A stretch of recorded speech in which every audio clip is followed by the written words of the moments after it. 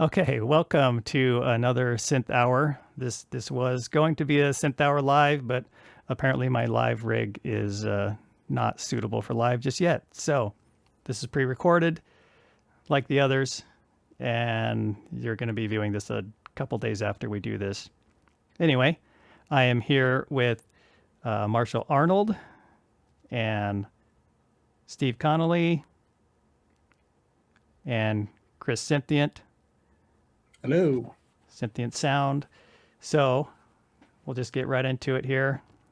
Mr. Marshall Arnold, how are things going and what have you been up to?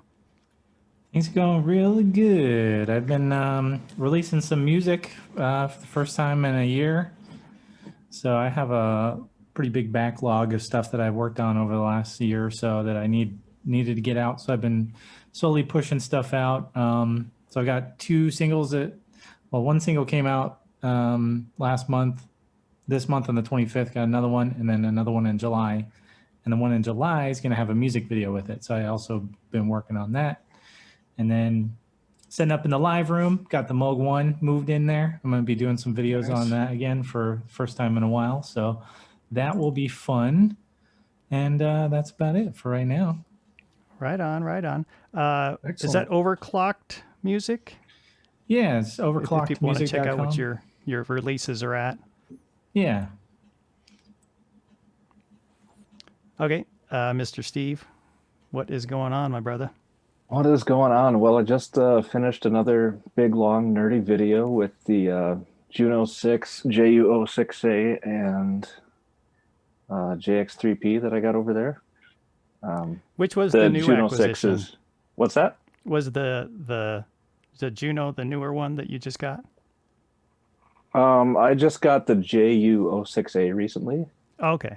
And then I really liked it, so I'm like, okay, I'm going to get another one and polychain it, and that's going to be awesome. And before the second one even showed up, there was a Juno 6 that came up, and I just bought it. Nice. That sounds about right. Yep. So I went ahead and did a comparison of some of the sounds, like nothing real musical, just like, getting real nerdy, comparing the envelopes, the filter, the resonance, and all that stuff. And I threw my JX3P into the comparison as well because I cranked the res on that up. I opened the hood and boosted the resonance, so it's closer to Juno level. So I thought that would be a fun thing to do as well. So I finished that. That just came out yesterday or the day before. And then music-wise, I don't know, Aaron, if I can really say what I'm up to. Secret weapon, secret project. Yeah, from a secret dimension. Yeah. That works. And I was going to say I was pretty impressed with the sound of the little JU06A in some of those comparisons over YouTube. It holds up pretty well. They did a really good job. Yeah, they nailed the character of the filter. Okay. It's impressive for sure. And Mr. Chris, what's happening? What you been up to? Yeah. Same old stuff. Of course, recently made a trade for an original 74 ARP 2600. And of course, it's been sitting in a garage for, I don't know, 30 years or something. So just started that project, getting it worked on, I'm working on it. And so been kind of just starting to chronicle that. Got the power supply fixed. And so now it's ordering parts and starting the long process of it. But I'm really looking forward to finishing up and playing it and having some fun with it. So you think those sliders, I watched your video and you were saying it sounds like in order to clean those sliders, you have to desolder them from are they soldered to the main board of the synthesizer? Yeah, the board, the synth itself behind the panel has actually, I haven't counted them, but it's probably got like 8 or 10 boards or something. Oh, wow. And so there, it's almost a little just like the front panel, being somewhat modular. The circuit boards are modular as Oh, well, okay, so you yeah. can pull them out by section and work on them. So, and that's hopefully will be the plan, is that go module by module, and at some point I'll have a 2600 that's a third working or something. So at least maybe the hope is I'll get to play parts of it before the whole thing is finished. I wish I had a calculator so I could make a joke about whatever 2600 divided by 3 is. You can give that your nickname for your synthesizer until it's properly working. Yeah. Okay. How have you been, Aaron? So, well, you can't. Well, you can see my rack-mounted Novation Peak partially, Nice. which they said it couldn't be done, but it's actually not that hard. You just buy some, what is that, bespoke rack ears. He has a Facebook store located in the UK. He makes rack ears for that. Poor guy, he released a whole line of rack ears for the Behringer line. Then Behringer released their own rack ears. So he's having a hard time there. But he also has rack ears for Roland Boutiques, which is like a really crazy idea. Who would want to rack mount a Roland Boutique? I mean, why didn't Roland think of this? Yeah. So his rack ears for the Roland Boutique have double-sided sticky tape on them, because I guess that's the only way to do it. But from the photos I've seen, it seems to work okay. I mean, I built little shelves, or well, I guess little mini 3-tier racks for mine. But it would be cool to put them all in a rack, actually. So I might have to check that out. The length is a little odd, because the rack is 19, but those are like 12 inches maybe? Yeah, something like that. You're going to waste a lot of space rack mounting a Boutique. But it'd be cool. You just got a whole row, because I have yeah. all of them. So it'd be cool just to have them all in one. That'd be cool, Wasn't there at one of those shows like a super command center of SEO2s? I swear I remember, and like the white one was in there. That was at NAMM. That was at NAMM, I think, one year. Yeah. Like a couple of years ago. Yeah, that was cool too. Yeah. So anyway, I got that. The rack.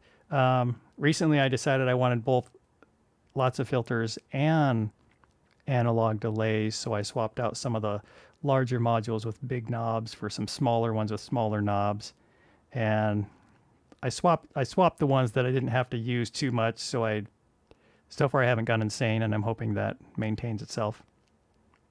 And just working on a secret project with Mr. Steve, and I did a little while ago, which I can't remember.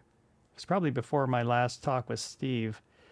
I got a drone with my Joe Bucks, and so I've got a point surrender video that features some of that footage, which multiple times I nearly lost the drone or crashed the drone, but it all worked out and the footage was usable. So that was a lot of fun, actually. And I've got other footage that I haven't put into videos yet, but I have plans to do with that, and it's pretty exciting to be able to open up the world of drone photography and feature those in videos, which I've wanted to do it for a while, and I know Chris featured some footage in one of his, so I was like, I really need to just bite the bullet and get one of those, because they're not cheap for one that's good enough to do video for music videos and stuff. I mean, you can get one with a potato cam for $200 that's made for kids, or you can. Yeah, I was going to ask you. Do you have one that you attach your own camera to it, or is it? No, I don't know where that, because the consumer market anyway is geared toward it. Everything comes in there, which I even tried to get one that you didn't have to have a smartphone for. So I actually bought an extra smartphone, like a cheap smartphone, just to put it in the controller so you can see. It broadcasts what the drone sees. But then you record it to the phone or to the... No, it records onboard from the onboard camera. Cool. And then it also broadcasts a video feed to the controller. Yeah, And so you that's can fly it. because Yeah. that thing's so small and quiet. When it's 30 yards away, it's almost invisible. Because it's the one I got, it's not that big. It's a DJI Mini 2 or something like that. It's pretty small. It's pretty small. So, but you'll be seeing the fruits of those labors soon enough. Nice. Yeah, that'd be cool.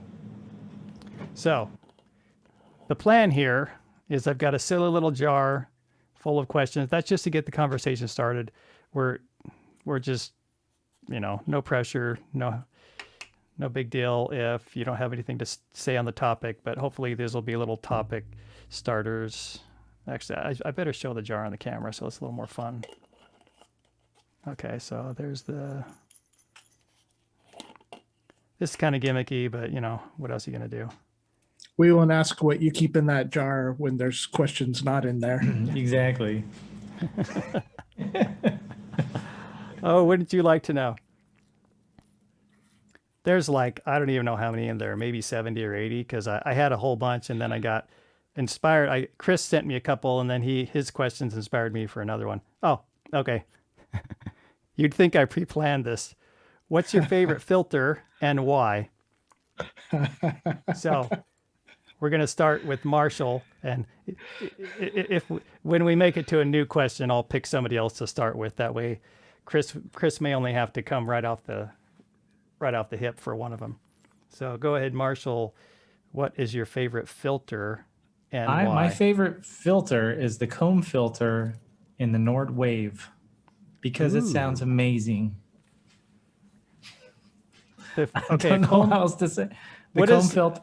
I forget what exactly a comb filter means. I just remember that you could just about make the Blofeld. You could fry eggs on the Blofeld if you use the comb filter because it took a lot of processing power or something like that. Oh yeah, I don't know. But this I really like using it with just noise, and you get this amazing almost like phasing.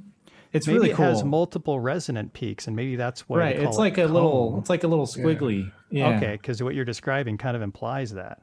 Yeah. Wow. So and the way in the Wave, that's the best sounding comb filter I've ever heard. So that's why it's my favorite. I don't know how comb filters on synths work, if what the underlying technology is, but when you create chorus or phalanging, phalanging is probably a pretty good example that when you're offsetting two signals, the phase of them, the cancellations create, like you said, what looks like a comb, because there's so many dips in it versus a phase shifter, which like a 4-stage phase shifter like the MXR phase 90 will have 2 dips in the frequency spectrum that moves around. They'll look like it'll be 2 notch filters using, I think, all pass filters in there, but it'll create 2 notches. But something like a flanger, whether it's using bucket brigade or any sort of digital like flanging, will create a really complex filter. So if the Blofeld is doing something like that, that would be pretty cool. So it's something that can exist both in the analog and digital realm then. Yeah, Okay. for sure. I'm learning something new here. Okay, Steve, what do you got? Well, I'm going to be. You should be able to answer this pretty easily, actually, now that I'm thinking about it. It's going to be pretty boring, and this isn't a plug for that video I just did, but the Roland IR3109, which it's in the Jupiter 8, it's in the early Junos, it's in the JX3P. I think it's in the SH101.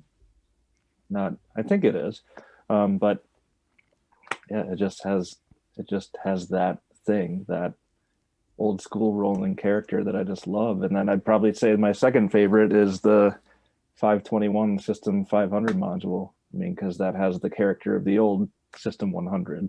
I'd probably say the System 100 if I had that, but since I don't, I'll go with the 521. Funny you should say that, because I've got a System 100 clone in my rack, and I don't want to take it out. It's like a really good, just, it doesn't get crazy, this one, but it's really good for smooth, subtle, when I want not a lot of coloration but some character, it's really good for that. And I just like the raw tone of it. It's really smooth, very light touch of a filter on that one. Yeah, So they just sing beautifully, but they squelch too if you push them. oh yeah, yeah. Now can you? I assume you can overdrive the one you have in your rack, and does that sound pretty tasty when you overdrive it? Oh yeah, definitely. Yeah, I had to get some. Uh, I got one of those CP3 clones, mixer clones that'll overdrive the signal when you push it past 12. That sounds nice. Wait, past 12. So how high does that go? Because I thought 11 was the max. Oh yeah, past noon, I guess. Noon o'clock. Okay, so I guess we're to Chris. You know, I'd still have to say the Moog 24 decibel ladder filter is probably my favorite. The runners ups, though, are very close. I mean, probably depend on what day you ask me, but I really enjoy the character of the Oberheim sim filters.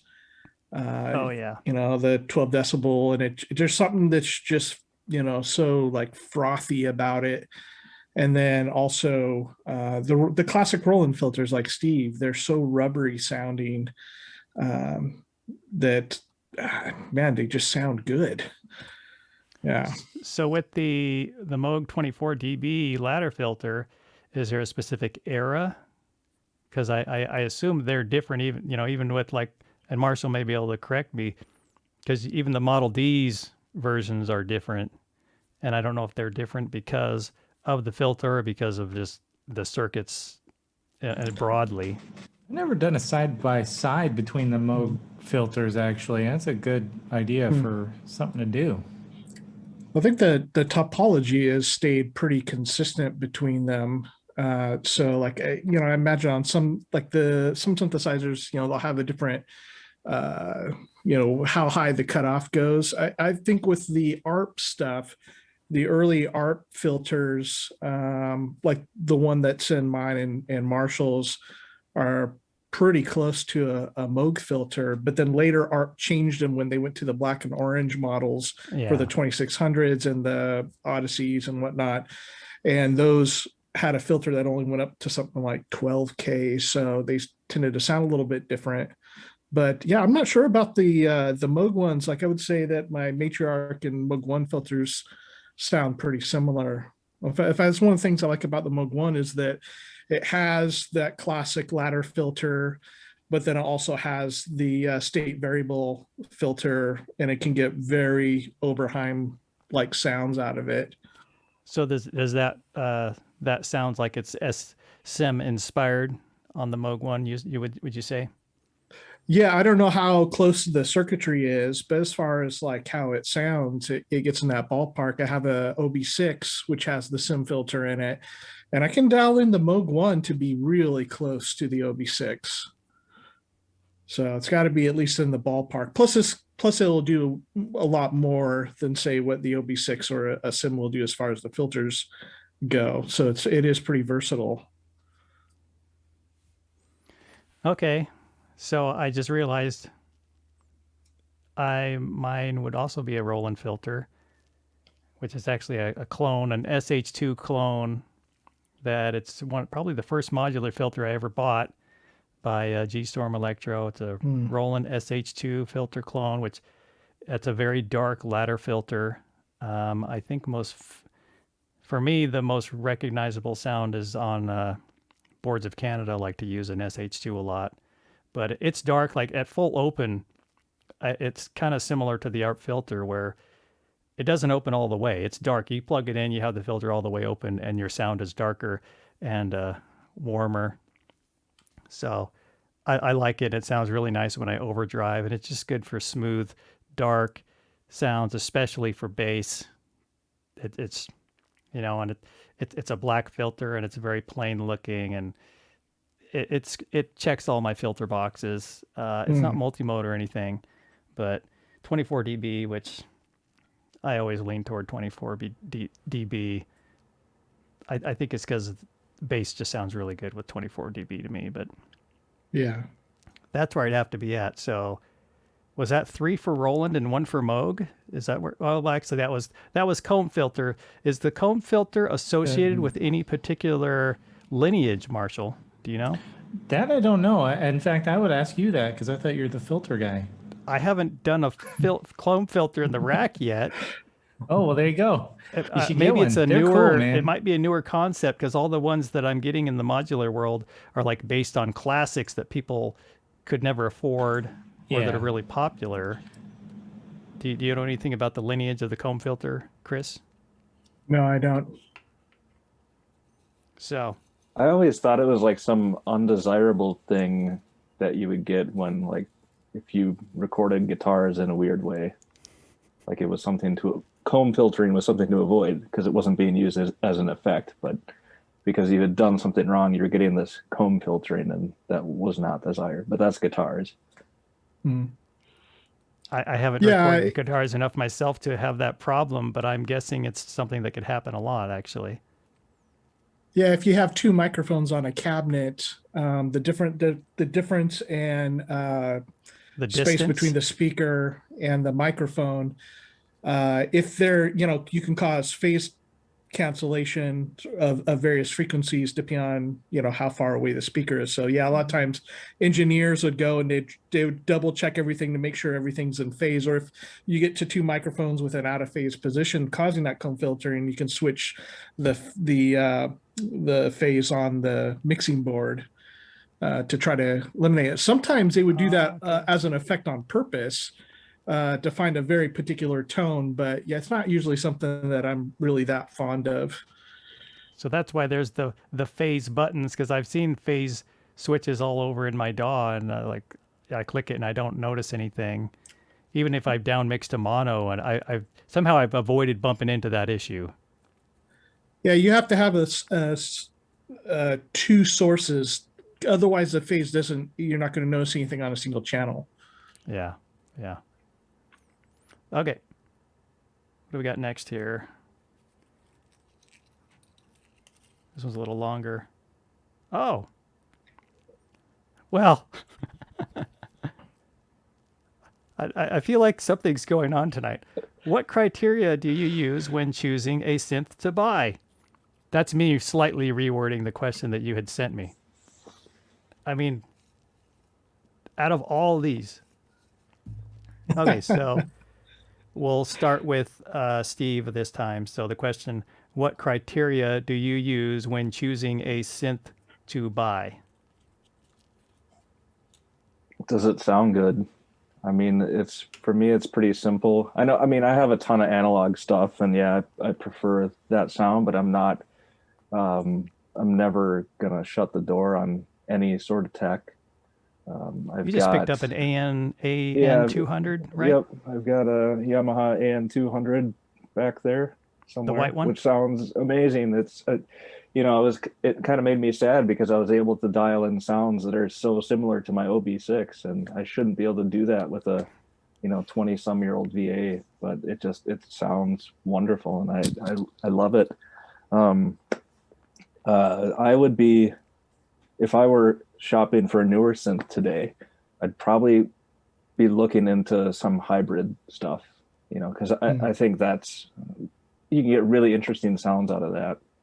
Even my Minilog XD, I installed the Sine Vibes Nodes plugin, which is like a 4-op FM synth. So you mix that with the VCOs and, the synth's own analog filter, and it just sounds amazing. So I would love to see more of that. And that's the kind of thing I would be interested in if I was buying a new synth. Chris, what do you got to say there? Yeah, well, in that regard, yeah, I agree. The hybrid synths are looking really interesting. I'm swapped my buddy for a while, so he has my Hydra synth and I have a Summit. And playing around with that, there's a lot of versatility in that setup. You get kind of the benefits of both worlds. You get super precise oscillators, and yet you have the warmth of the VCAs and the filters and stuff. When it comes to choosing a synth, Yeah, overall, the tone's got to be first. Something else that would be very important to me would be the interface. So how is it programmed? Because that can become a chore if it's not laid out really well. And so, yeah, I mean, I've avoided some things that I thought might have been cool, but I didn't. Some aspect of the GUI and or the whatever the user interface of it just didn't really work out. Something like the Moog One, the Hydrosynth, the Summit, they all have really great interfaces to them, and they're laid out logically for the most part, and they're really easy to get sounds and moving around on those. A synthesizer that I kind of had taken off the list, and maybe I might revisit that idea in the future. Something that sounds amazing and is also a hybrid would be the UDO Super 6. Sounds amazing, and it's got the classic Roland styling. It's very much hands-on. You see stuff and you start moving every sliders and knobs. But the thing that killed it for me was the lack of a screen for something like that, and then not being able to name presets because I I don't was want to just going to ask remember. that. Yeah, I don't want to remember what patch 173 is. I would much rather scroll to it and see Eternal Rainbow Pad or something like that, or whatever it is. Something that would tell me what that evokes a memory of like what this thing sounds like. I kind of have, I've told myself, I mean, I would definitely break the rule if there was something that was good enough to break the rule. But after having the OB6, I was like, man, I don't want to look at numbers ever again. I want to see presets. Plus, when it comes to modulation routings, even something that's a very small screen like the Novation Summit, I mean, I wish that had a much bigger screen on it, but it's enough that you can see what's going on as you're interacting with it, that it helps you. It doesn't slow you down. It doesn't leave you wondering where things are at when you need to find them. So yeah, probably the two big issues for me: tone and the user interface. Regarding the Hydrosynth, have you spent a lot of time with that enough to, because it's an unconventional interface. I'm curious to hear your thoughts on the Hydrosynth interface. Yeah, I haven't spent a ton of time on it. I've had it for a while, but I said for quite a while now. My buddies had it, but the thing about it is that they were really smart in designing it. I mean, the best user interface, of course, if you sit down to something like a mini Moog, like it's what you see is what you get, but then of course it's also limited as well. Now that thing has such an amazing tone that it doesn't, nobody's hurting about it. But when it comes to more complex synthesizers, the one that really has the best interface that, in my opinion, by far, is the Moog One. And it combines, it balances all the different aspects. So it's an incredibly knobby synthesizer. You have immediate hands-on control of almost everything, and then when you need to go deeper, it still lets you go deeper in the mod matrices and stuff like that with the screen, but it's not a menu system that's hard to work. In fact, you don't even need to read the manual. You look at the screen and you turn the knobs next to the screen, and the menus aren't deep. It's just maybe you scroll down a little bit and that's it, and there's another parameter layer. But it's so easy to use. So with the Hydrosynth, I was kind of wondering if it would, because by the looks of it, having particularly the way that it's set up, where it has a panel of knobs and it has a scribble strips there that change the displays depending on what patch and how you have it configured. Because they did that, it makes it incredibly easy to use. It's a little bit more complex in terms of like when you first sit down with it than say something like the Moog One. But the versatility of it, the ease of use is you understand it pretty quick. And they have another part of it that has it's a graphical layout with buttons. And so you see how the synthesizer internally is laid out. Of course, it's digital, but I mean, the signal path of it, and each of the buttons will take you to different parts of the system menu where the parameters for whatever it is, the VCA or the VCOs or anything like that reside. So in a similar way to the Moog 1, when you want to get to something and adjust it, you get there very quickly because of that menu. And of course, you can set up the words just escape me, macros, where you can have a knob set up to control a number of different things. So as a performance synthesizer, it works really well for that. But I was very impressed. It was, with so many of these synthesizer companies, especially if you're getting stuff from the big guys, like you just kind of shake your head at times and wonder, like, what the heck were they thinking? This is so convoluted. And with something like the Hydra synth and the Moog 1, you can see the amount of effort that went into defining a user experience to help it, promote creativity. I would say just on that last part, the Peak, I would say, is a really good example of a mature interface.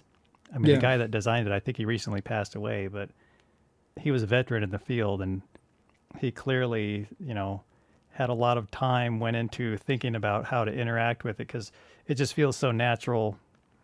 I don't know that I ever read the Peak manual, even though it's the first. Well, I didn't know enough about synthesis to have had any benefit from reading the manual at the time that I got a Peak, but having used that and a ton of others, it just feels so nice to have something where your hands just know where to go after a few minutes. You're like, okay, the oscillators are over here, and then the mixer is here, and then there's a filter here, and then I've got these envelopes, and they matrix set it that up. doesn't make you want to bang your head against the wall. Yeah. I mean, with that mod matrix and all the menu system, like, they set it up in such a way that once you understand one aspect of that system or one page of it, you understand the whole thing. And so it does, okay, well, now I've gone from the mod matrix to the effects matrix and, whatever part of it, the oscillator menu, and it's all laid out exactly the same. So your muscle memory really gets to going to the places you need to go. It's not quite as quick as a Hydra synth and the Moog 1, but it's a pretty quick synth to program on. Let's see. So similar, I think, to what Chris was saying. For me, it's going to come down to raw tone and the user interface, which, and I guess it's zeroing into where I'm at now, because I've used too many and wasted too much money swapping and all that kind of stuff, to where, if I can do something, I'm not going to look for a synth that can do that. I'm going to look for a synth that can do something different. And now with having a rack that's just really good for mono duties, and I can have, any one of the stack of filters I have in the closet I can put in there. It's mostly polys that I'm even looking at, but it's going to have to bring a new sound and be very usable, because I tend to make my own patches for every single track, and I might just overwrite them later, or when the project's done, I'll overwrite them, but I don't tend to use any of the patches that come on there. I just, hear the sound and recreate it. And that's where the user interface for me comes in, is when you're making a new patch. Every time you're doing something, you learn, you start to bump into those weird decisions that they might have made. And you're like, after doing it 10 times, you're like, how much do I like this synth? I don't know. An example would be the Prophet 12. I'm surprised the module version, there's a lot of extra space on there that they could have had a whole lot more knobs, but they went with kind of a little, I don't know what you call it, where there's 4 knobs under the screen, kind of a little matrix type interface, I guess. But and that was usable, but whenever you would switch a menu, it wouldn't remember where you were at. So like if you switch to the filter, you'd always have to press another one of those buttons to get into the filter menu you were just at. So if you go back to the envelopes, then you have to press the button you were just at in the envelopes, and you go back to the filter. So you press a button for the filter, and then a sub button in the filter menu, and then a button, and it's like 2 or 3 extra presses that if they just had it remember where you were at in whichever section, it would have saved you a whole lot of time. it's like, why can't, it's just a really easy decision that you could easily change in the firmware. But anyway, that's, I could go on a long time about that, but bringing something new to my sound palette and a good interface that's a joy to use makes all the difference for me.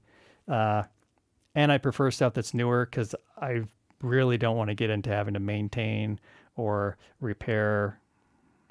I mean, I guess I can appreciate doing that and having old things that have the character to them, but it's hard enough for me just to wait for my oscillators to warm up and tune them all the time, to then let alone be worried about this slider is going to start to be scratchy and something else. And like, I'm not ready to go there, but maybe in a few years I'll be rebuilding an ARP 2600 in the garage or something. Marshall, what do you have to say on that? What criteria do you use when choosing a synth to buy? Well, that's kind of a hard one because just say yes. Yes. Yeah, I'd say probably one of the biggest things is what does it bring to the table? Because right now we have a lot of options, which is great, but it makes it also a little more difficult because we don't all have unlimited funds, and although I wouldn't mind buying everything, I can't. So you have to eventually you're going to hit the ceiling. Yeah. So, I mean, you got to make some decisions, and,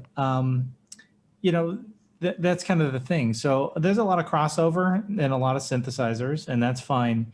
But I remember when the Quantum was kind of being taken to trade shows for a couple of years before it came out.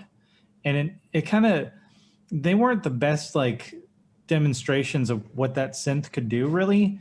But I understood looking at it and the specs, that the way that thing is spec'd out, that it was going to be a super cool synth. And they were trying to, I think, demonstrate some of the unique features, which to me is sometimes, what's that Moog one that they came out, the Subharmonicon? And I was kind of like, it doesn't sound good to me. So like, it's different, but it doesn't mean that it's going to fit for what I want, right?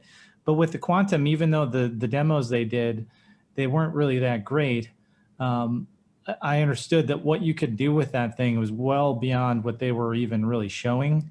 And so it's stuff like that I kind of look at. The Moog one, that's obviously one that's like my dream synth. I've wanted Moog to make a polyphonic synth like forever. So the fact that they did that and they did it in epic fashion, that's awesome, right? So, and the sound, yeah, that's important, of course. I'll echo some of what Chris said with the UI. Although I have some synths that are a little bit of a pain. None of them are anywhere near to the garbage that Yamaha puts out half the time with their UIs. So what's your least favorite Yamaha UI, Marshall? I could guess, but I want to hear you say it. Well, it's the DX7. Don't tell Robbie. But no, I mean, even the AN1X that I have, it's an amazing VA. It's probably one of the best sounding VAs I think I have. But the UI is garbage. It is terrible. So it doesn't mean that I won't buy it if the UI is not good, but you got to like working with it, because I haven't used the AN1X as much as I would probably like to, because it's a terrible UI. So, yeah. Yeah, I had to let my AN1X go for that exact reason. I just couldn't. I love the sound, but it was such a chore to try to do anything. And then by the time, an hour went by and it's like, oh, cool, I have like this Juno bass sound.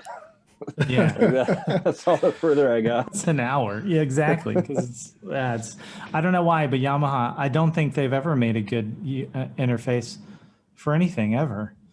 Maybe the CS series? Maybe. The AN200 isn't bad, but it's like you can only do about 8 different things on the panel. They just like gave up and said, yep, you're going to have to use the software editor if you actually want to edit sound. And at least they did that, because I'd say like the Kyra is one of my favorite synths as well, like sound wise. But and it's got plenty of buttons and knobs on it, but like some of the stuff that's really important to do is kind of a little bit of a chore to get in, especially even simple things like just naming patches. And because they didn't actually put out a software editor for that thing, it's not fun to use for a long period of time either. It's not as bad as AN1X. Like I still use the Kyra all the time, but it's not as fun as almost everything else I have. Yeah. So at least if they put out the software editor, you can at least make progress. And even AN1X, it actually has a software editor. It runs on Windows 98. Yeah, I actually had it running on Wine inside my Mac. Oh, did you? Oh, I that's did. cool. I don't think Yeah. it would work on the new M1 though. I don't think that works. On the M1 chip? Yeah. Yeah, but I don't know. Did Doesn't Yamaha make that software Yeah. editor? Mhm. Yeah. Wow. And it's not bad. But then, anytime you want to program your AN1X, you got to hook it up to the computer to do anything. So, and sometimes, like if I'm doing production stuff, that's fine. But if I want to just fiddle around, then I'm not going to do that. I'm not going to pull it out and hook it up to the computer just to program some sound. So Yeah. Yeah. I don't know how you guys feel, but something that I've kind of come to realize about myself as far as synthesizers go is that, I enjoy complex synthesizers, being able to have things available to be used.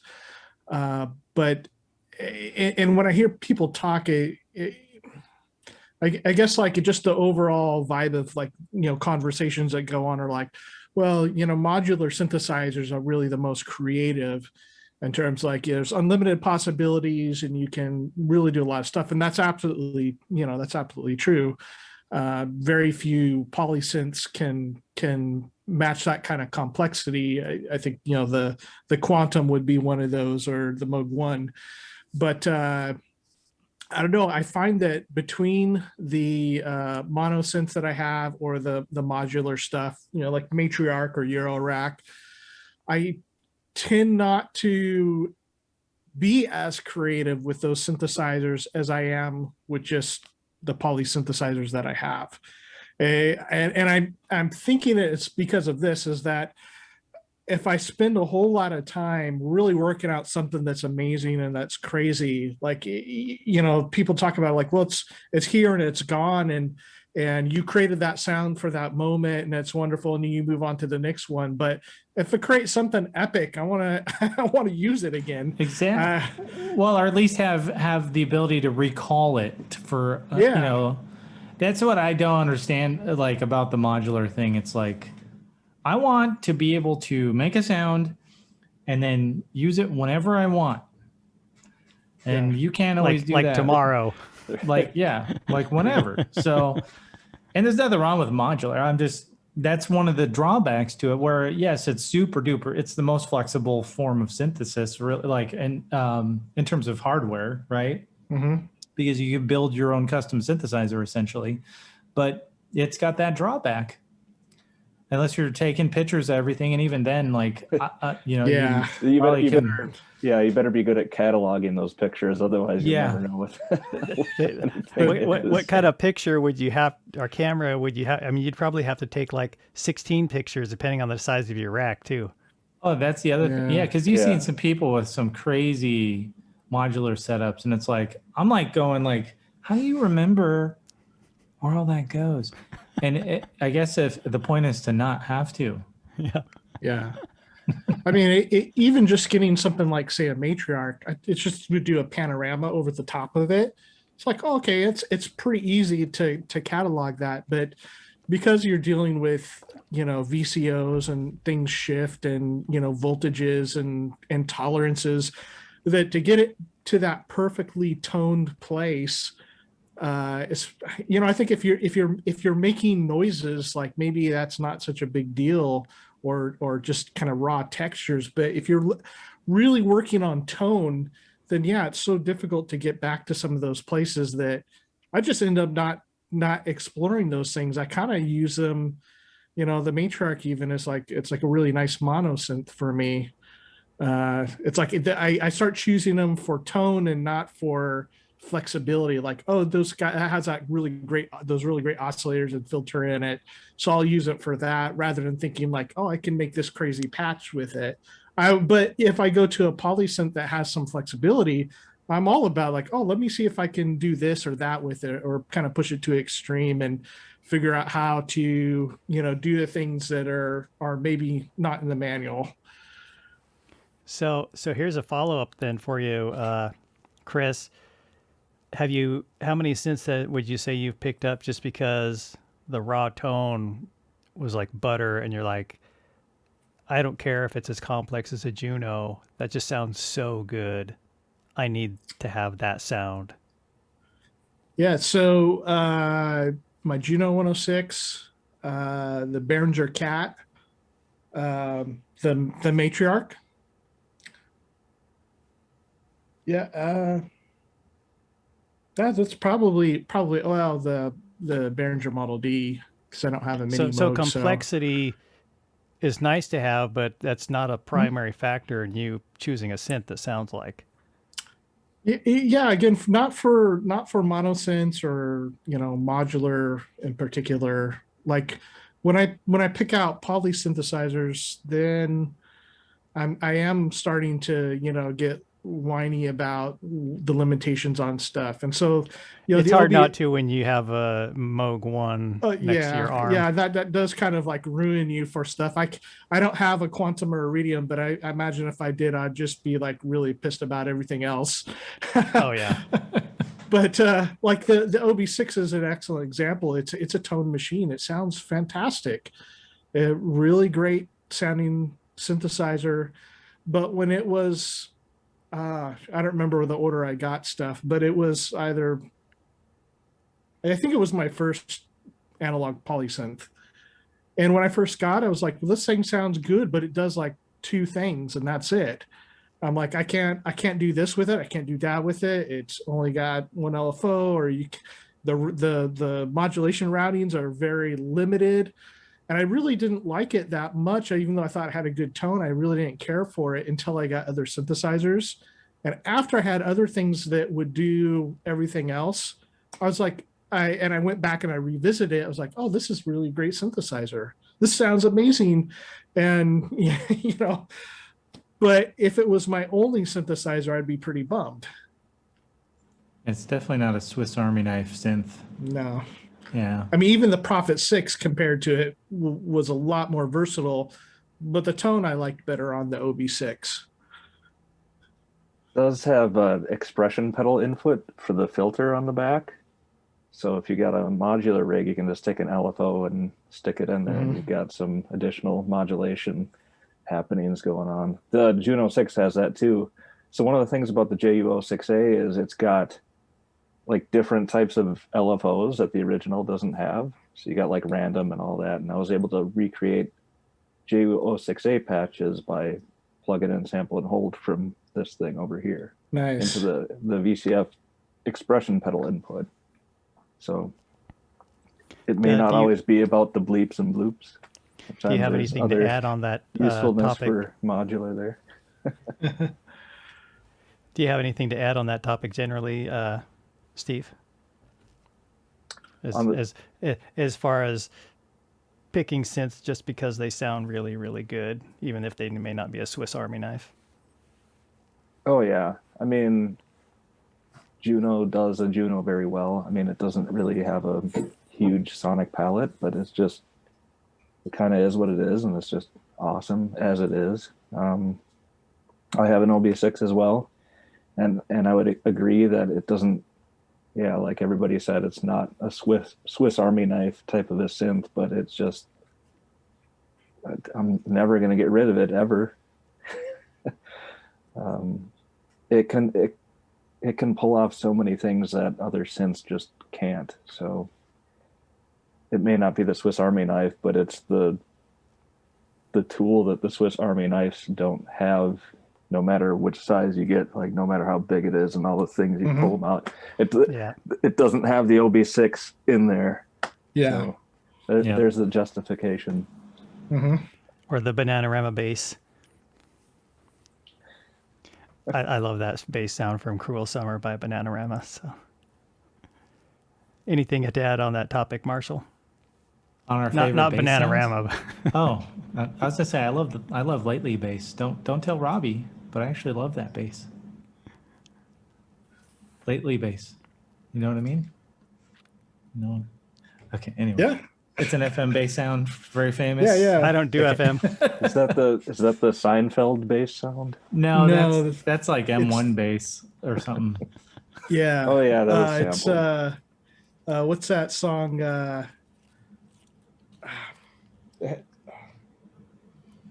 It Crap, was I used forget in the- like every '90s dance track. So Okay. yeah. Take Anyway. My Breath Away, right? That had did that have the Billy bass in it? No, that had I can't. That's another DX7 bass, but it's not the same one. Okay. It sounds so good though. How can it be a DX7 bass? I don't understand it. Well, see, that's the thing. I really do like FM. I just don't like the DX7 because it's brown and it's got a shitty interface. You can get the I swear I've TX7 heard you that say has that no before. interface. Yeah, that's true. It doesn't. It's still better than the DX7. Yep. It's not brown, at least. Okay, so this next question is a wild card. So we can do this one of two ways. We can have one person ask a question and everybody answer, or we can have each person ask a question and have the whole group answer. So, we can basically get 4 questions out of this if we want, which is totally fine with me. I guess we're to Chris. Do you have a question that you'd like to ask the panel or to discuss? Not off the top of my head. Okay, let's see if I should pass myself. Well, I put all my questions in this That's a jar. pass. There's like 70 of them. So, Marshall, can you think of anything? Anything you're curious about? I realize I'm putting folks on the spot here. Yeah, and of course you point at me and I'm like, oh, my brain turned off right now. I'm sorry, I can't think of anything. Steve, anything come to mind? Sure. How about this? How much of your time spent viewing YouTube is spent viewing synth channels? Ooh, that's a great question. I think we're to Or synth videos. are we to It me doesn't or are we to necessarily have Chris to be first? a I can't synth-only remember. channel. I watch a lot of synth videos. So I'd say like 80% of my viewing on YouTube is synth related. Synth Any or specific music area synth or there? music production related, I guess. So like synth demos or jams or Sometimes it's demos, especially when there's new gear coming out. But a lot of times it's actually production because I'm always interested to see like how people are using certain things and what kind of techniques they're using. So like when I was trying to make psytrance and I had never done that. So I watched a couple of guys on YouTube that are pretty good at it. And you can pick up a lot of stuff from that. And that's really cool because it's like when I started doing music, like you didn't have that. You had forums and stuff, but even then, I remember somebody was telling me one time, they were like, you should use he was saying something about the stereo field, and then he was telling me about sidechain, and I had no idea what the hell he was talking about. So, but with YouTube, people can explain those types of things and actually kind of show you what's going on. So, yeah. Cool. As for me, I'd say somewhere between 2 and 5%, just because while I work, I listen to various lectures, and most of them are philosophy related on basically anything that piques my interest. I'll just dive so far down that rabbit hole that I come out the other side. And I don't know what's the opposite of us, Australia, but That's China, I think. yeah, I'm not Trader sure. Joe's. South China, India, maybe. Yeah. But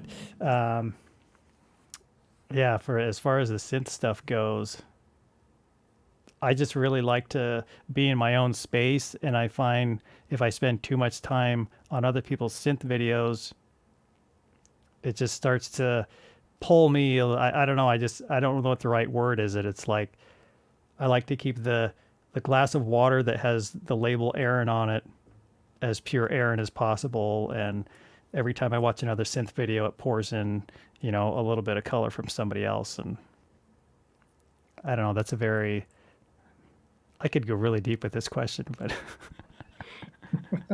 I'll try. I'll What I try was not going to. for. But yeah, I don't spend a lot unless there's something, you know, somebody, if I heard about a synth that's like, wow, okay, I'm really interested in that, then, you know, I might spend 3 hours on a weekend just watching videos about that synth. Especially, you know, Sonic State is like always at the top of my list if they've got a Nick Bat review. That's kind of required viewing if I'm interested in something. But there's just a lot of stuff on there, you know. It's like people just sitting around talking about synthesizers seems so boring to me, unless I'm one of the people sitting around talking about synthesizers. There was one time. This is true. Like, I can't remember what I was looking for, and it may have just been something that just kind of came up. But there was some video in German, and they were talking about synths, and I sat there and read subtitles. Wow. So, yeah. Now, how about you, Chris? How much of your time on YouTube is spent checking out synth videos? Well, it's probably gone up because of ProSynth Network, and that there's a certain amount of topics that we look at, and that's not just synthesizers. It would be plugins and kind of, you know, same as you guys, like some recording stuff as well. And I've probably shifted a little bit of my music related watching. I don't probably don't watch or listen to much music off of YouTube outside of people I'm subscribed to, and, you know, particularly friends. I love hearing what Yeah. my friends are up to. Yeah, that's mainly what I'm doing is I'm keeping an eye on what my friends are up to. Yeah, I mean, that's, you know, we don't live close, so we can't go see each other's bands or anything, or perform or watch each other's performances in that way. So that's a fun way to do it. Of course, like, you know, again, checking out new gear. Yeah, as you said, Aaron, like if there's something that I'm interested in, there's just not really anywhere, or there's not many places that are close to go play things anymore. I mean, it was a lot easier too, probably when I was mainly looking at guitar equipment, because, you know, and you know, 10, 15 years ago or more, there were a lot more places that you could go. I had a local music shop that I like, or I could drive out to Guitar Center or something, and you could play the things, and they had a selection. There is a Guitar Center that's, you know, 15 minutes away, but it's not worth that drive. It's so miserable in there. I mean, the guitar section is terrible. It's downright awful. And then you go into the synth room and it's even worse. So Yeah. It didn't used you know, to be like that. Guitar Center used to have a lot of high-end synths in there, because that's where Yeah. like when I first started getting into it, it was like 2006. Mhm. I go in there and they had all kinds of amazing synths, and now you go in there and maybe there's a MIDI controller at a couple boutiques in a corner or something. I think It's last time I was there was embarrassing. a used mini brute. That was the prize. It's really sad to see that's Yeah. changed in that way. It's a bummer. Yeah, so I'd say, I mean, I'm very grateful for all the demos that people do, or even with plugins where manufacturers don't bother to put out like a preset or walkthrough or something, that somebody takes the time to walk through that and do that. I'm very grateful. As far as like what percentage, I don't know, it would probably be lower than most. I don't think it would be whatever, what did you say, Aaron? Two Like to five. 2 to 5. It's not that low for me to get it. I have to do research for stuff. So, but I you know, again, our last conversation, I think it was our last one that, yeah, we had, like, Aaron and I got off of the video and we talked for 4 hours, and we didn't talk at all about synthesizers. So just, similar interests. If there's something, history and philosophy and what goes on in the world and, physics and whatever it is, there's so many interesting things to be had. I do think people get kind of a little bit lazy about things after they get done with school and they don't really want to learn. But I find learning fascinating and I want to keep growing my mind. So I try to do that as much as possible. And if I can, I try to have a balance. But I do find myself kind of shifting into, synth and guitar centric stuff. And after a while I can just tell. And that's usually at the point like, all right, I need to get out of this for a moment and start using my head to think about something bigger for a while. But again, that's not to say that the music stuff's bad, because even within the music stuff, like Marshall was saying, there's so much to learn, and probably the area that I'm learning the most now, because I've been doing musical instruments so long that getting so much more into recording, that's like the new realm of music that I'm learning more about. I mean, I had to do lots of live stuff, so I'm now kind of translating that stuff that I learned, and it's given me a pretty big head start, because it's nice. I understand some of that theory, but like how it works specifically within a recording environment has been fun to really deep dive, or even just some of the technical stuff of learning to use Logic, the DAW. You're like the exact opposite of me, because I've been doing the recording stuff for years, and now I'm trying to figure out the live. So yeah, and you've got that room set up for it now, right? yeah. Mm-hmm. That's Yeah. awesome, man. I'm looking forward to more of those videos. Yes, I had to tear part of it down for this music video, but I've set it back up, and yeah, that's why I haven't seen any live stuff for a while. I was gonna ask if you had another camera of that room, but so the only camera you've got yeah, I on have the switchboard is the one at the. There's like 3 cameras in there, but I've only got the one turned on, the top down right. for because I just wanted to show you guys my mobile one. Steve, did you have some input on that question? I can't remember if you had mentioned anything. Oh no, I'm just supposed to ask the question, right? I don't have to answer it. Cat videos, right? Cat videos. That's what you watch. No, definitely not. I would say most of the synth related stuff is just me jumping on to figure out how to do something, especially when I'm down here. So like I have now my feed's full of the Mark Doty MS-20 videos, because I had to look up how to do sample and hold. I can't remember that stuff ever. So a lot of I guess more educational related, and like you mentioned, just kind of production in general.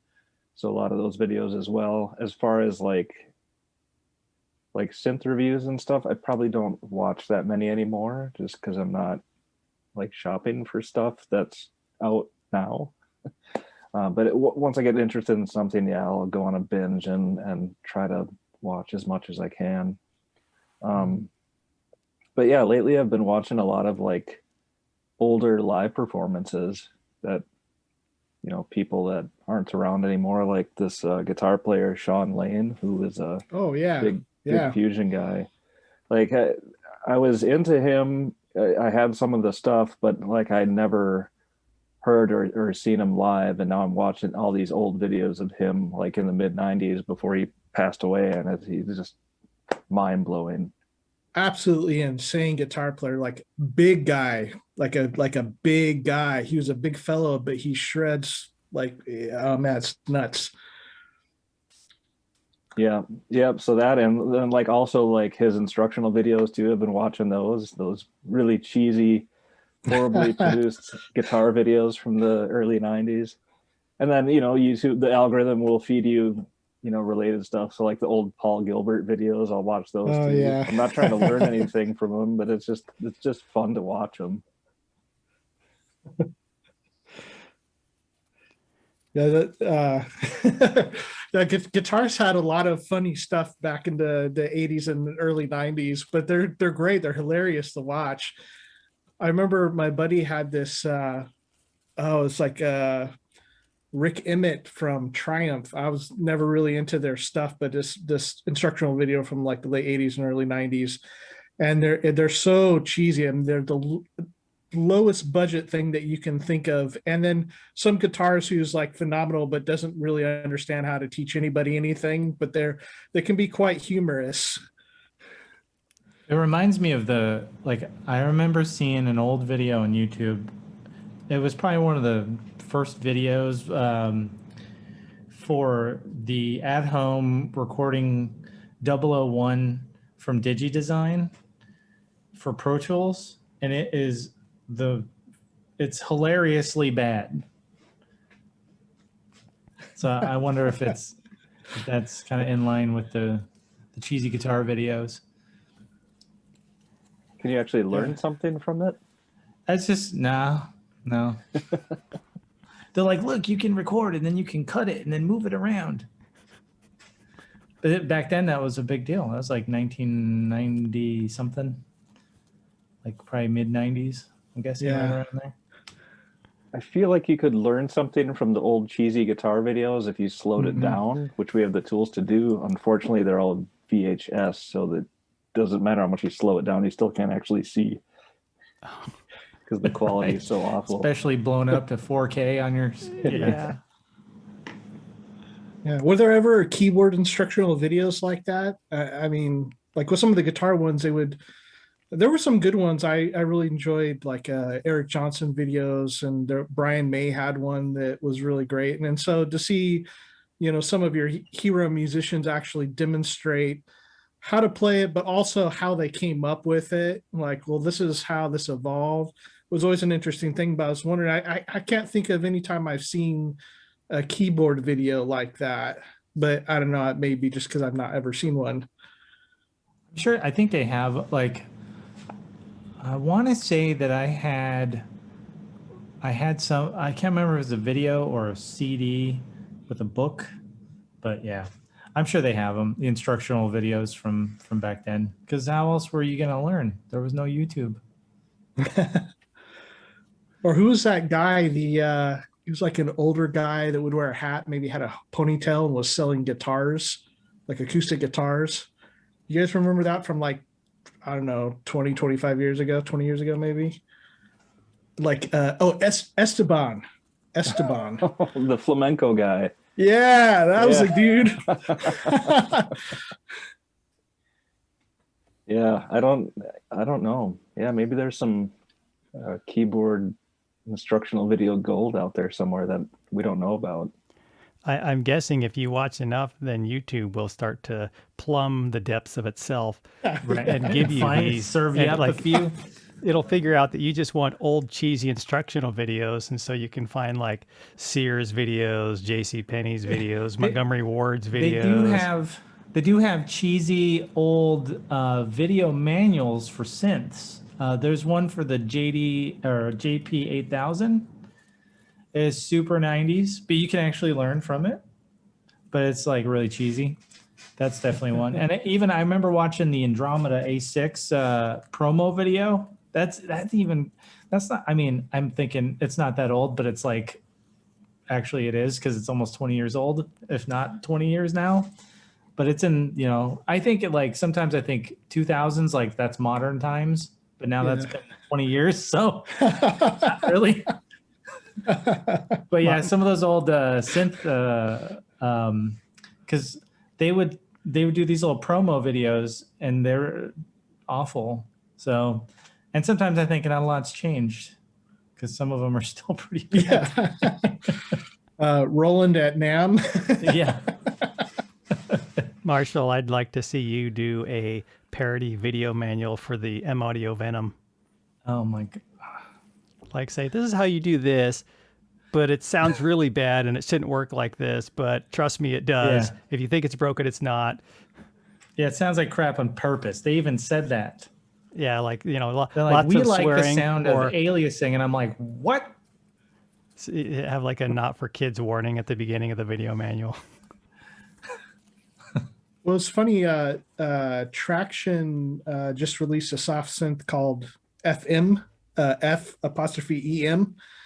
And it's a like pretty amazing FM synthesizer. It's a soft synth and it's laid out really nicely and it's very versatile. It's, everything you'd ever want to do with an FM synthesizer, but their videos, their demo videos of it, like the little promo stuff that are, a few minutes long or whatever, were so like 2005 kind of, I don't know what was out at that time, like dubstep or something, like No, Skrillex type dubstep's stuff. like 20. That was like 2011, 2010, Yeah, 12. like yeah. Okay. So Well, yeah. before So, like '05, that's probably trance and no, it'd be after that. It'd be like probably okay. kind of wanna be Skrillex type stuff.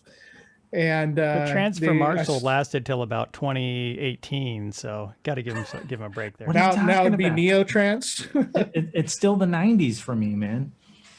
But they actually got hammered by people going like, "What are you guys doing?" Like this, they had an hour-long video talking about it with their CEO and designers and stuff, and they're like, "Well, yeah." I mean, it was kind of sad watching them because they're like, "Yeah, I know people, knew this. The music that we chose was a little bit neuro and this kind of stuff, but it's what we wanted to do." Like, well, man, you guys really missed the mark on those videos.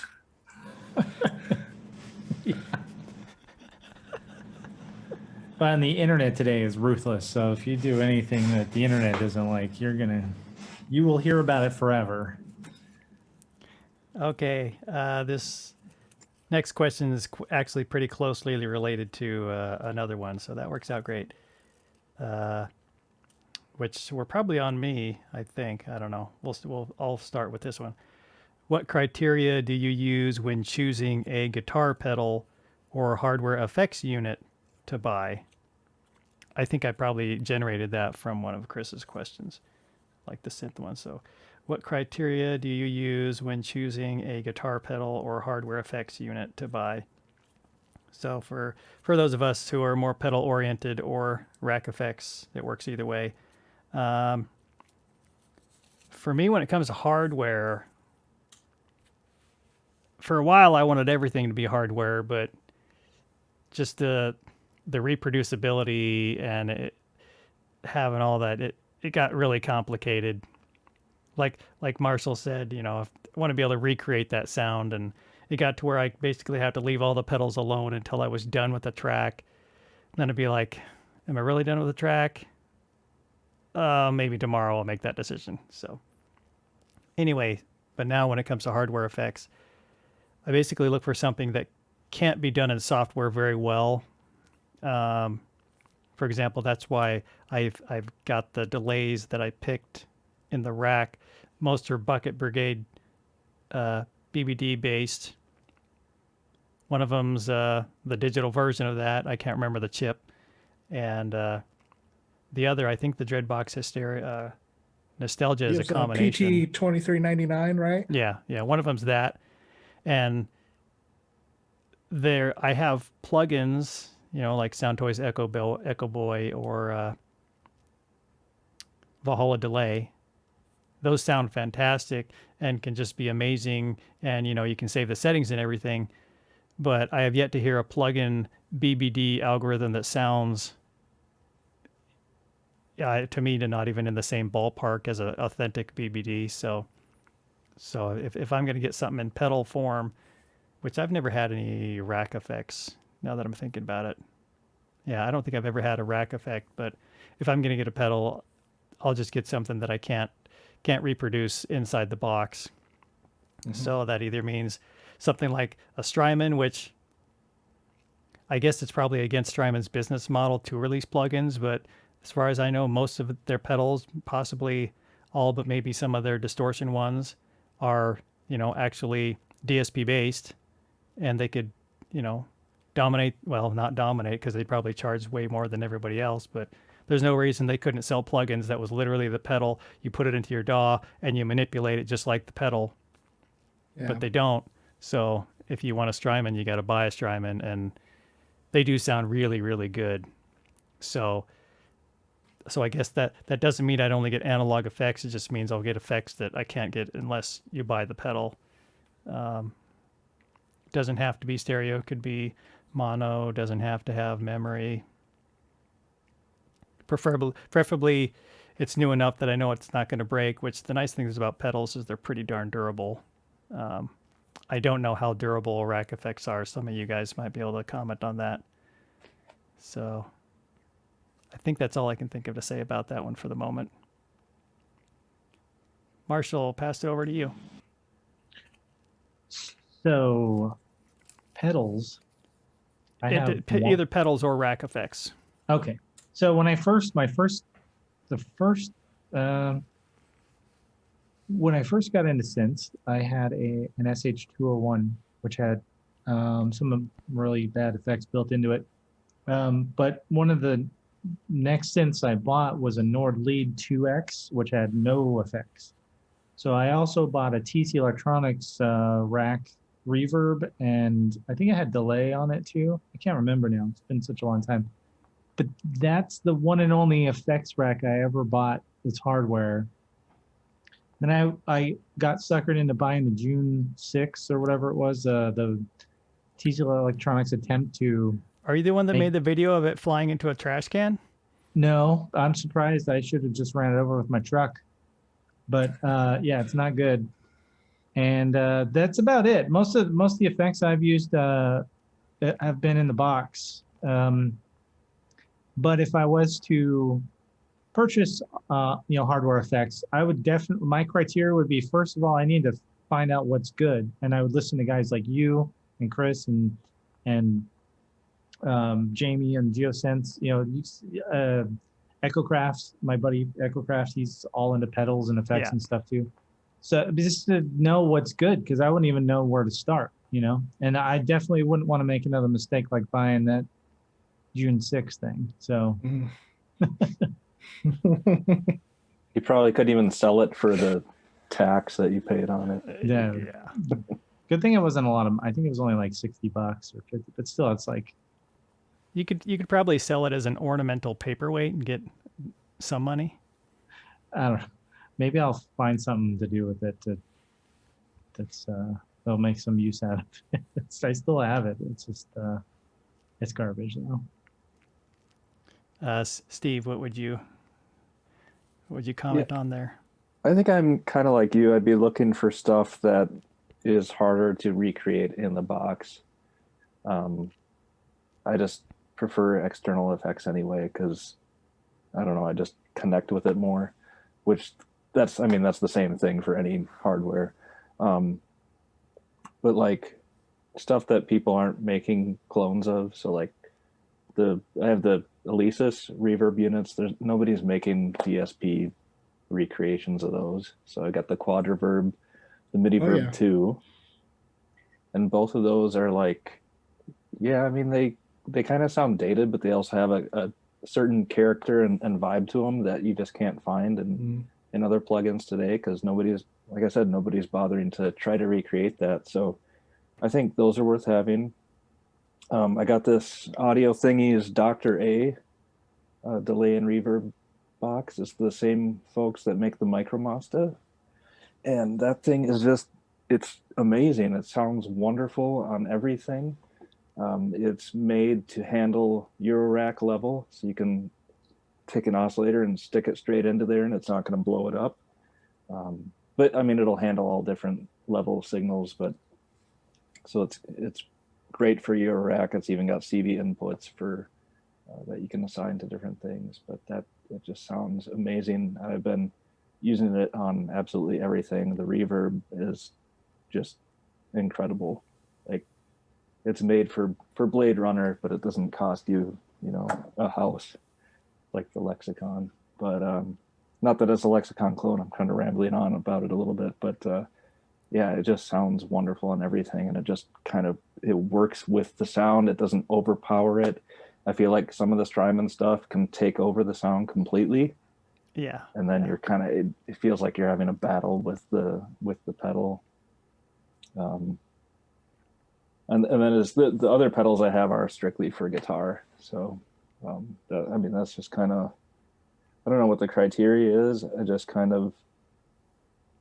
watch videos and figure, I need a overdrive, I need a tube screamer, I need a rat. I've got the Wazacraft DC2W chorus, which is really nice. So I could use that on synths if I wanted to, but I bought it principally for guitar. So that stuff pretty much sits there, even though I do have it patched into I have my guitar effects loop is patched into the patch bay, so I could run any synth through it pretty easily, but I usually don't. Have you had any issues common to older effects gear that you've bought? Because I mean, I don't know how much you've had other than those Alesis units, but have you ever encountered any issues? Fortunately, with these, no. I mean, they are a little bit noisy, but that's like they were noisy when they were brand new. So, I had some stuff from back in the day that I had that was like really, really noisy, but I mean, that's because I abused the hell out of it. Like you'd plug it in, there'd just be this really high pitched whine. It's like, yeah, it's not. But I mean, that thing was a piece of garbage to begin with, so it was fine. Okay. Like, I guess it depends on if it was taken on the road or not. Much money because it's vintage. What's that? I guess it depends if it was taken on the road or not. Yeah, it was gigged with and practiced with, and yeah, it was beaten to hell. Wait, was this in your Thrasher band days? Yeah, yep. So you had rack effects? I had a big, no, it was like a big floor multi-effects processor thing from Digitech. Oh, okay. But yeah, it was very worn out, and you had to stomp on the buttons 3 times and maybe if you're lucky it would change. Yeah, those never sounded good. No. So I don't know how bad the SH201's effects are, but I can't imagine the distortion worse than the Digitech RP5.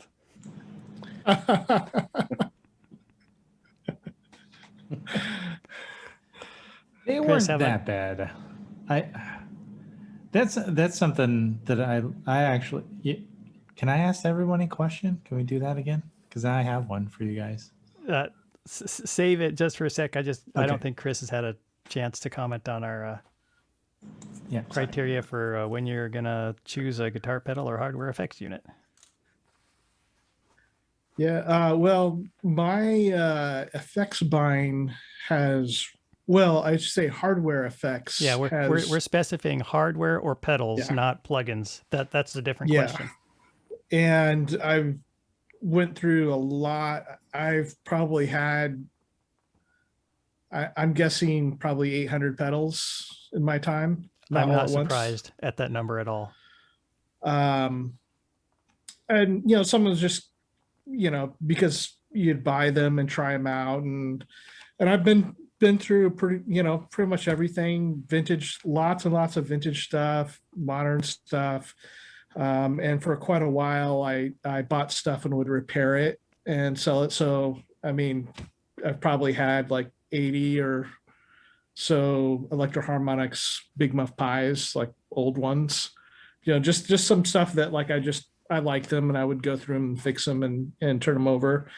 But these days, like I probably buy maybe 2 pedals a year and then sell off a couple others. And it's been pretty slow. There's still a couple things on my list. As you know, the Strymon Dig is something that like I really want, but it's amazing. Haven't pulled the trigger. But I haven't really needed it as much either. So I still have a decent FX collection and several pedal boards full of stuff. And because things are, I've got a pretty rounded collection of things. Like I don't really go looking for anything unless it's, really as what you guys have been saying, like if it's something very particular that I don't have it in any other form, like, and probably these days, like, overdrives or fuzzes and stuff would probably be more the thing, because those are seem to be a little bit more difficult to really nail the essence of, inside of a computer. And then probably the only things, I'm just trying to think lately. I've built some fuzz pedals lately, And so those are, again, where, you know, I've got a little stash of germanium and silicone transistors and swap out parts, and just I'm always, you know, kind of experimenting in that stuff. But as far as synthesizers go, I would say that's all pretty much in the guitar world for me. As far as synthesizers go, either they have some effects in them, or like I've got a few things in my Euro rack that can do effects like mutable beads. But I specifically bought there's that Strymon AA1 Eurorack unit, which is like basically an effects loop with some gain matching stuff on it. And the reason that I got that is because I had a good effects collection. And instead of buying like outrageously expensive Eurorack effects, I could just plug in my guitar effects I already have, you know, and stuff that could be used for keyboards as well, like, you know, Strymon stuff. And so I try to maintain like some pedal boards for gigging with guitar. And I don't even really, you know, worry about playing at home. I do have an amp and pedal board set up in the living room if I want to play guitar. But mainly I'm in the box. I like working in the box and recording music and plugins. So that's where I spend a lot of my time and devote most of my efforts these days. So I'm not really looking at too much hardware, really. Okay. You record those mighty Soldanos in the box? Yeah, you know, so that's funny. So I've got an original Soldano SLO, which is just for everybody else, like a really cool high gain amp used by guys like Eddie Van Halen and Eric Clapton and stuff. It's like a very high end boutique amp, and you know, handmade kind of deal. And the same thing with the top hat that's above it. And I love them. They sound amazing. And there's nothing like standing in front of an amp, because I mean, I play, you know, synthesizer or something. You're playing it like you could talk over it. Whereas with these things, to feel it, just like the sound, you know, the sound coursing through your veins, you know, it's like shaking you. It can get that loud. And there's nothing like quite like that feeling. But when it comes to recording, it's like, well, I could mic that up and spend some time like setting the microphone and levels, and then it'd be really loud and the neighbors would hear it. Or I could pull up a Neural DSP Soldano authorized amp sim that sounds really good. It doesn't sound exactly the same, but most of the time, like for cutting rhythm tracks, I'll use some Neural DSP or some Amplitude 5, and it gets me there. It's like the modeling has come so far, but when it comes to playing live, I just don't prefer to play modeling amps. I'd rather have some tubes firing up behind me. So top hats and Soldano are usually what I use. Yeah, I love. But yeah, I have recorded with it a number of times, but I probably don't record with it enough. I don't know. What are you? And just real quick, sorry if I hope you guys don't mind me asking. Go right ahead. And we need to come to Marshall's question too. What are you using for amplifiers, Steve? So I've got orange stuff, and right now I have a Dark Terror, and I would love to mic up the cab and record it, but I just can't do it now. Well, I mean, everybody is home all the time, so I just can't do that. I bought a 2 Notes reactive load box, the torpedo captor, so I can get the, you know, you're getting the signal that would go to the speaker, you're getting that direct captured, and then you can, you know, throw that into an IR. And that I've been kind of struggling with that, like finding one that really kind of recreates the sound of my cab here. But yeah, that's probably a discussion offline that we should have. That, I mean, that we can go on for days about that. Yeah. For the guitar show special. Yes. Go ahead, Marshall. What'd you have? Oh, so I was just curious. So, you know, kind of stemming off from the hardware effects, with synths and built-in effects, I personally hardly use them, and I'm just curious if built-in synth effects are a big deal to any of you guys at all.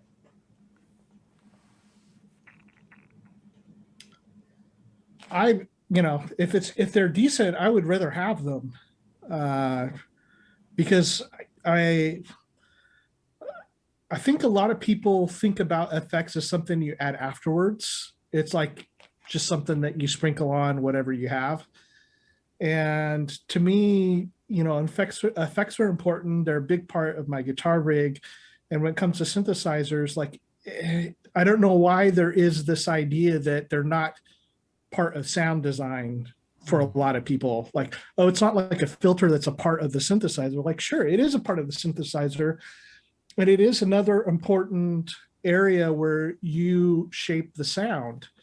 And so just as much as you'd add sustain from you know, the release of an VCA envelope, you know, maybe you want to do it a different way and have a delay trailing off or a reverb or something. And how you build your patch, also, it's not something that I go and I just sprinkle some dust on afterwards. When I design patches, I'm thinking about the effects as I'm designing it, because it's gonna, you know, just like even just saying that with any synthesizer, you're like, you have so many modulations you're gonna do, and you know you can go overboard, right? And things can go too crazy at times and they don't sound good. And so you want to create balance in everything. And so if you're creating some movement in one area of the synthesizer, you might ease up in another area of the synthesizer. And the same thing with effects. So if you know that you want the stereo image of like an old Juno 106 or Juno 6, whatever, and you're going to have that beautiful stereo chorus, you're going to cut something else out of it so that that can really shine and have that beauty. You're not going to add a whole bunch of LFOs doing other things when you have that chorus going on afterwards.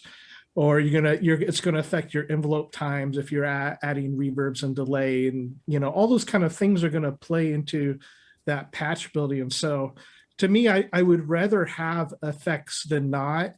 A lot of the effects I think you know, are on synths are kind of mediocre. The Novation Summit has like a pretty decent reverb, and I appreciate that. The chorus is good.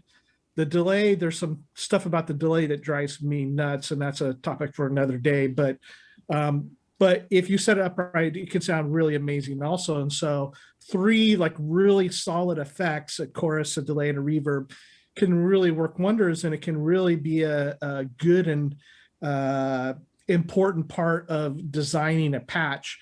And when we hear stuff on records, I mean, we're hearing some really great effects being used with synthesizers. Of course, you know, they may be adding that on with hardware or whatever, and you can always add effects afterwards. But to me, I'd rather, if I can, and if it's good, I'll bake it into the patch. And even if, say, the effect is a little bit, you know, okay, so eventide reverbs on the Moog 1 are not my favorite. I just don't care for the eventide reverb sound. Give me Valhalla, give me Lexicon, give me Strymon. I love that stuff. That sounds great. But I'll still put the reverb on and design the patch in that same way. And then if I make a decision while I'm recording, I'll bypass the reverb on that and use my favorite reverb in the box. So it's still an important part because it kind of helps me get there faster.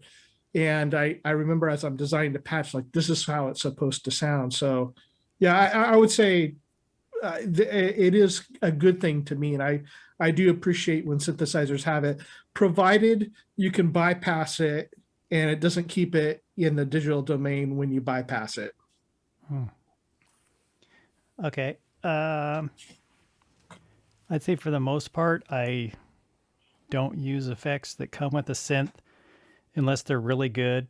The way I tend to mix is I want, if I'm going to have a reverb, any sound on that whole track that's going to have a reverb, I want them all to use the same reverb because it tends to kind of glue it together and put it in the same space. I generally approach reverb as an example of, okay, if you have an orchestra and you have, you know, 16 different instruments and you use a different reverb algorithm on every single one, that just sounds insane to me. All the instruments are in the same space, so I approach sound effects in a similar manner where possible.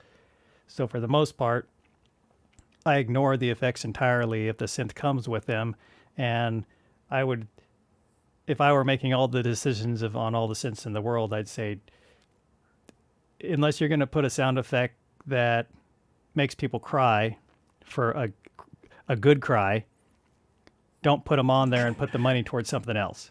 You don't want them crying because it sounds terrible, right? Yeah. Oh, I wasted all this money. It sounds like crap. Yeah. But occasionally I'll get a synth that has a really good sound effect, and I appreciate that, and it sounds so good that I'll use it, like the reverb on the peak or the BBD delay on the Behringer Neutron, which oddly enough, I think the only way to truly bypass that is to use the patch bay, because even when it's all the way off, you still get a little bit of it in the signal, which is kind of funny. Yeah. But for the most part, kind of as a rule, the way I mix, I don't typically use built-in effects that come with the synth. So yeah, I think that's my answer to the question. I can't think of anything to add there. Marshall, what do you got? What do you think? So yeah, for me, I'm kind of a mix between you and Chris actually, because sometimes if they have them on, I will use them in my sound design process, but then I'll immediately turn them off and recreate what I did on the synth effects wise in my DAW. And the reason for that is because my production flow, I'll have my input signal coming in from hardware synth, then I EQ it, and then I'll do some compression or some effects, saturation, a chorus delay, reverb, and then I compress again at the end. So I don't want to start cutting and doing all kinds of EQing with effects already on, because that's going to ruin the sound and potentially the effects. So that's the reason why, for me, I tend not to use them at all, other than in the case where, like with Chris, if you're doing sound design, but then I'll recreate what I did in the box. Yeah. Mm-hmm. Steve? Yeah, I guess I don't care that much about them, other than the Roland chorus, of course. That's always on. No, You can hear the But, motion in there. yeah, I mean, as far as like your typical synths today, whether they have effects or not, I think it is useful as a sound design tool. I'm probably not going to ever use the OB6's reverb on anything ever, but yeah, it is kind of useful just to have something there. Sometimes I will record the synth with its internal effects on, like the Minilog has the Minilog XD and the Prolog. They have some really, really nice reverbs, and you can get user made ones. Like that's part of the whole, the Logue SDK expansion thing. It's not just oscillators, it's also effects too that you can install. And some of them are just really amazing and free. So yeah, I'll use that. And sometimes I think if the sound just really sounds good with the built-in effects, maybe I'll just leave them on there. I think that AN200, sometimes the patch just sounds really good with Yamaha's whatever left, center, right delay that they've got built in. It just works. And so I don't know. I think Marshall, if I handed you my tracks, he'd be like, "This is an absolute nightmare to mix." Somebody else on here might feel the same way about that too. If somebody handed me stems that already had effects processed on them, I might be. Well, I think if you're just doing a mix, that's fine. But if you were like, "Hey, can you do a remix of this?" and you hand me stuff that's already, I'd be like, Yeah. Give me the dry samples and give me the wet samples as well, because maybe I want to do my own thing with effects. But yeah, otherwise, yeah, it don't matter. I did forget. Go ahead. I was just going to comment on what Chris had mentioned about sound design, and Steve mentioned it as well. On rare occasion, if I have an idea for a sound that's kind of an atmospheric sound, I may start with it running through the reverb I have in mind already and craft the patch from there. And you'll be amazed how little or how simple a patch may end up if you have it already going through the reverb. You're like, okay, I turned it up a little bit. Okay, let's maybe add a little slower attack. Okay, we're done. Just depending on what you want to do. And so, sometimes it's like you just let the effects do all the work, and you just need to a very simple tone source and the job's done. But usually I'm crafting a sound, then having the effects afterward. And like Marshall says, you know, they're going to be two separate things. So if 2 days from now I decide that I had too much delay on that, I can adjust the wet dry mix. Whereas if it's all in the box on the synth and maybe it's an analog synth or something where I don't have patch memory, well, modular or whatever, you know, that can create some issues later on in the mixing process. But I think it's fun to use effects in the sound design process, and it's a different experience too. To me, it feels like I'm putting on a different hat when I mix that way. Yeah, and playing into the, you know, whatever it is, like playing into the reverb, it creates a different, you know, your point was the same as mine as far as the sound that you create, but also the way that you play. So me playing a single line, you know, single note lead line, guitar synthesizer dry, I'm going to play differently than if I have a really big spacious reverb, because if it's dry, it's not going to be filling as much of the space that you want to have. Whereas if you have that just big blooming reverb, then you're going to let the note just hang there and just let the reverb create that wash. And that's enough. You don't want to go, because if you play that track that you did dry into that big ambient wash, it's going to be a total mess. And I was going to say, you know, one of the things, like, you know, we're talking mostly about in studio recording, and I completely agree. And that's the way that I do it too. As I said, mostly use in-box effects while I'm recording. Then you do have the options. You can be bold and print it, or you can go back and you can change it, and things are separated so that, you know, however you want to do it, you do it. But playing live though, you know, that's another area where it is nice to have effects, even if they're, you know, rather mid-grade, like I would say, you know, like the OB6 kind of stuff is. You know, the reverb, you know, like Steve was saying, it's like, it's not great, but it's enough if you're playing live, and you're in a, you know, a band context or something, and you're having to play a lot of gigs and you're setting up and taking down. If you have a setup where that's already stored in your patch and you're not relying on MIDI to change any other effects processors, and more cabling set up, more points where things can go wrong. Every cable that you add is a possible source of a malfunction or a short or something.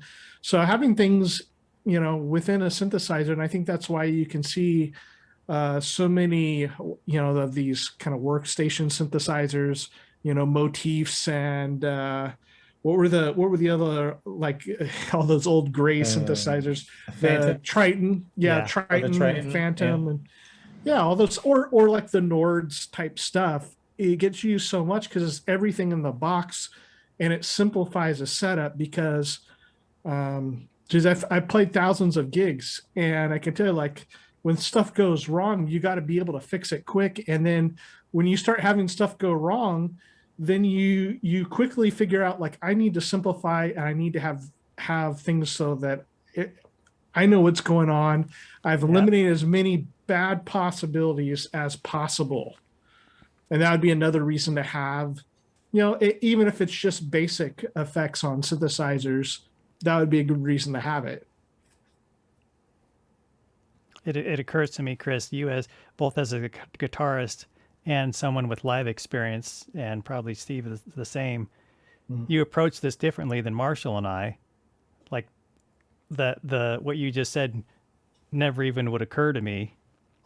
And at the same time, hearing about you talking about it, playing a guitar through effects is very interesting, because you're thinking you're going to behave differently and you're going to feel differently when every time you touch that string, it's this infinite blooming sound, versus if none of that's there and you played it dry and you didn't know it was going to go into a reverb later.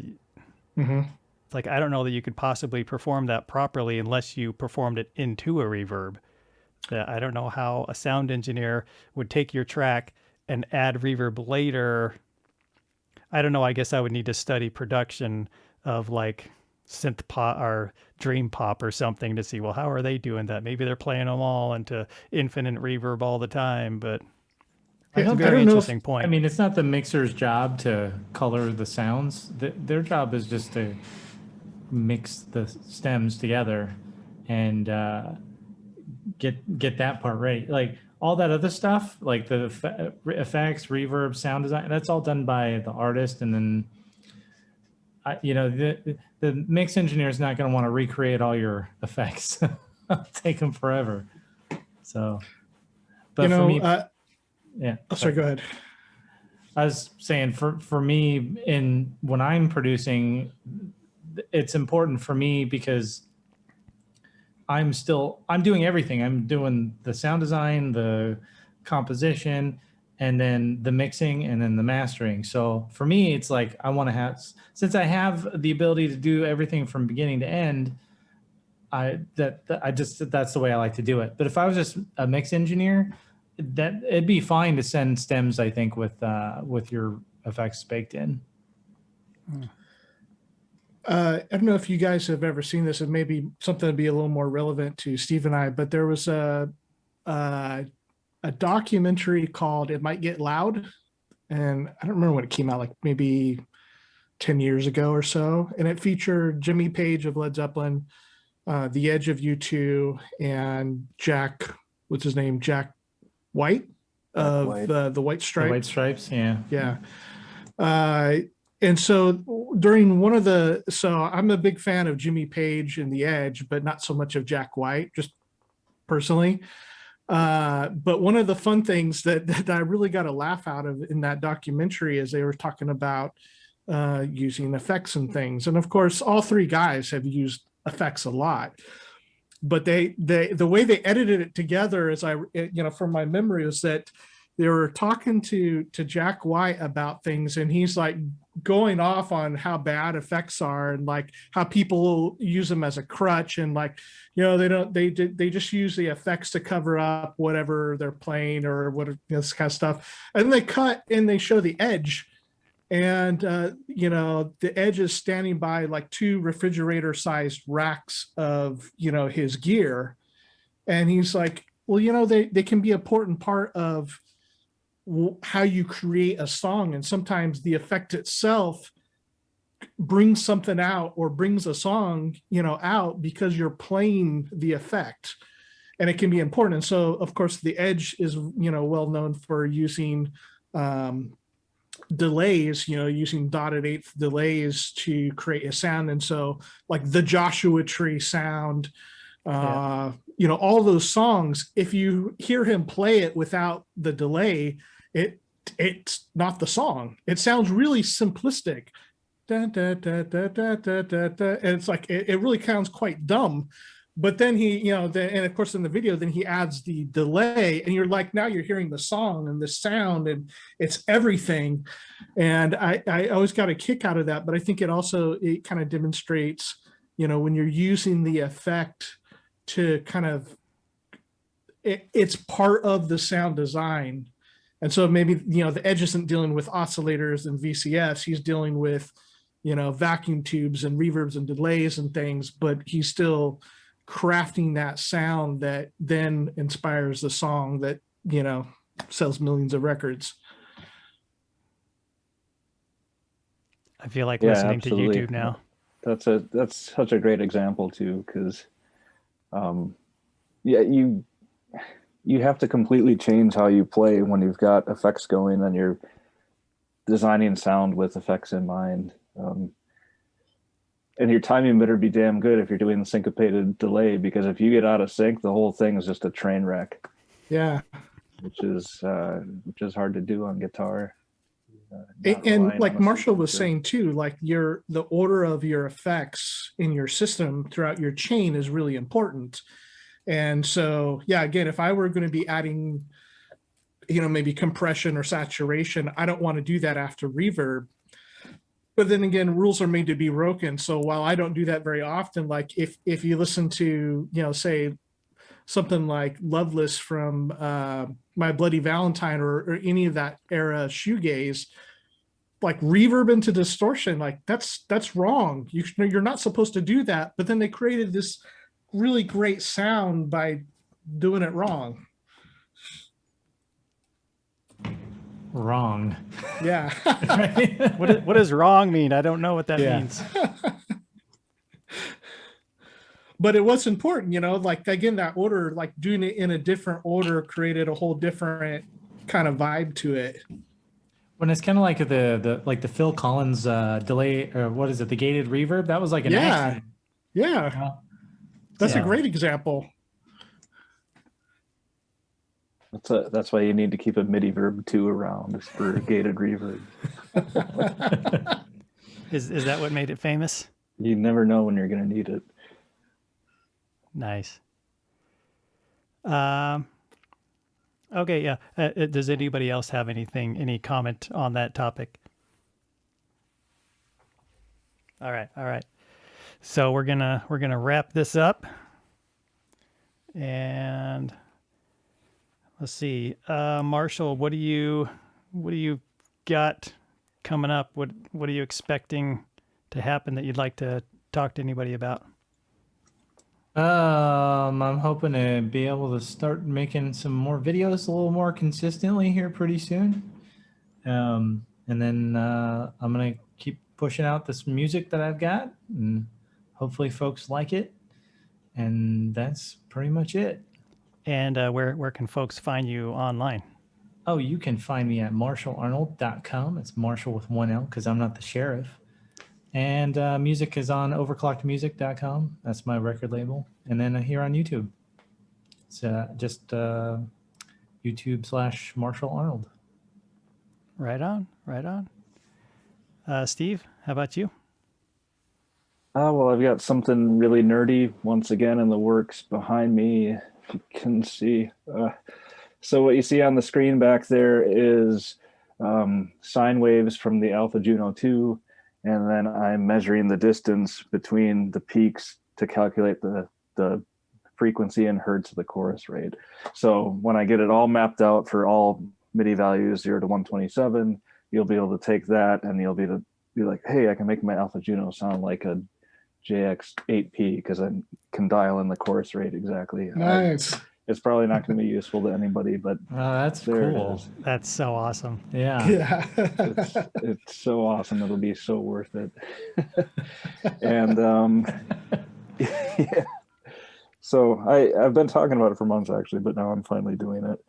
Other than that, obviously got that top secret thing that trying to keep a secret. And When are we going to hear or see this top secret thing? You've got a taste already, because I posted a rough mix of one of the tracks a couple weeks ago. Okay. yeah, it was like an unfinished rough mix. So. Is there like an official date coming up, or is it just still in We're not going to progress? tell you anything, Marshall. Oh my god. Yeah, the can tell you suspense is the- going to kill me. I can tell you the working titles are Song 1, Song 2, Song 3. Like literally. And because we didn't do them in that order, I keep getting all mixed You Yeah. don't know which one's which. Email you. I said, here's the tracks for Song 4. Oh, wait, no, this is actually Song 1. Oh, crap. But, I think I'm keeping it organized on my end, hopefully. I think so. If all else fails, I'll just listen to it and figure it out. Yeah. But so yeah, that's in the works, and we'll be sending you some stuff soon, I hope. And where can folks find you online, Steve? The S Rabbit on YouTube, all one word, the S Rabbit. That's pretty much it. Okay. Mr. Chris, how about yourself? Yeah. I haven't been doing much sound design lately. So I Are you going to do something with the summit, you think? Is that what Yeah, your I've got kind of plan is? Yeah, I've got quite a few patches made, probably like 70 patches made for it right now. So I got to finish that up, but just, other stuff has come up. So it's been put to the side for a little bit, but yeah, I need to finish that up and just continuing to do my projects. Most of my stuff on YouTube is just experimental, like trying different styles. We had Dominic Hawkin on with us this last week on ProSynth Network, and then he and I got to talking about some stuff like dub, and I didn't understand the difference between reggae and dub and what dub was. I was like, so he sent me a link of some stuff to listen to. Like, oh, this I can get behind because I get bored of reggae real quick, but like this dub stuff is really cool. So I kind of went down a little bit of a rabbit hole listening to that, and they're really into using effects, spring reverbs, and tape delays and stuff for that sound. So do they use RE201 a lot? Yeah, a lot of multi-head delays like that. I don't know which ones, but yeah, that would definitely be part of the sound. And so, trying to find some time to work on like a dub style song and record it.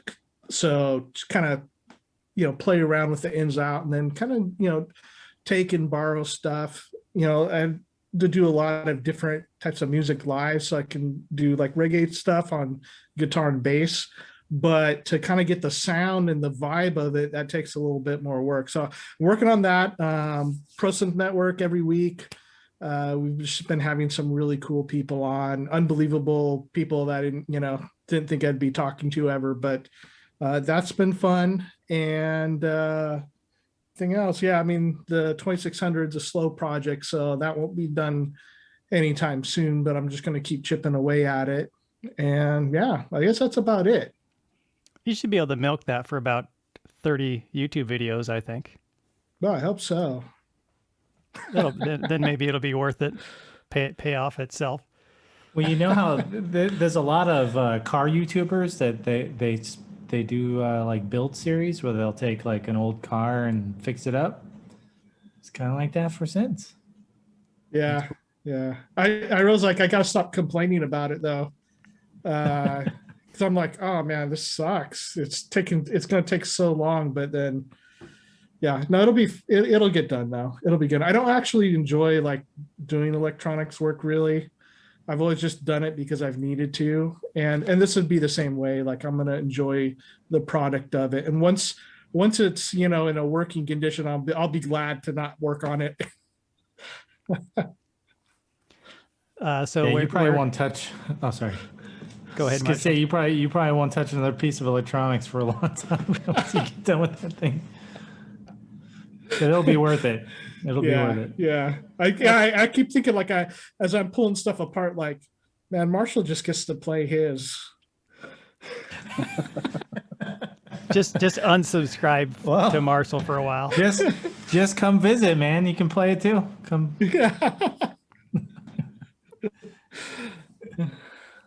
Where can folks find you online, Chris? Yeah, Synthient Sound is my YouTube channel, and everything else like Instagram, and which I hate, but I still use it.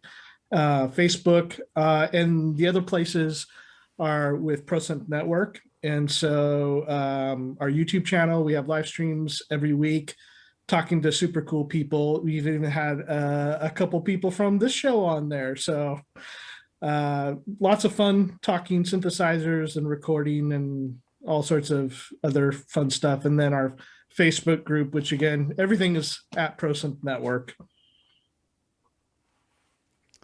And let's see, continuing the project with Steve. And I have another collaboration with Chris that keeps getting nudged around. I gave you a bunch of hassle about it, so I don't blame you. I'm at first it started using the Diva plugin.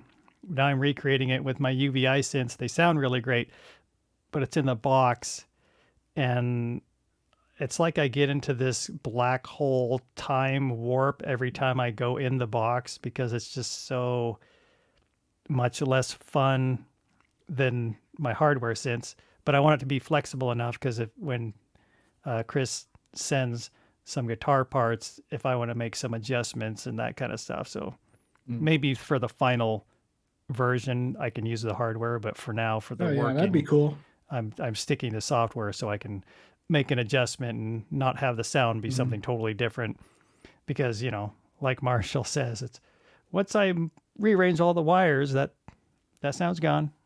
Got to do a new one. Even with the same filter, it's going to be something different. So there's that, and I'm always working on something for my point surrender channel, which I'm messing with stuff because I've got a lot of great footage from this spring when all the flowers were out, but I haven't made a song suitable for it yet. So there's that. This video, which had I had my head screwed on straight, this would have been live, but it's being pre-recorded. Probably post this in a couple days. That's all I can think of. Everybody knows where to find me if they're listening to this. Yeah, I can't think of anything else to mention. So thanks again, guys, for coming on the show. I really appreciate hanging out with you guys and kind of trying this new format. So I enjoyed your company. Oh, it was a lot of fun. I really enjoyed the synth hours that you had with Marshall and Steve, and of course with you and Marshall. I've known you guys for a while, and I miss our conversations together. Yep.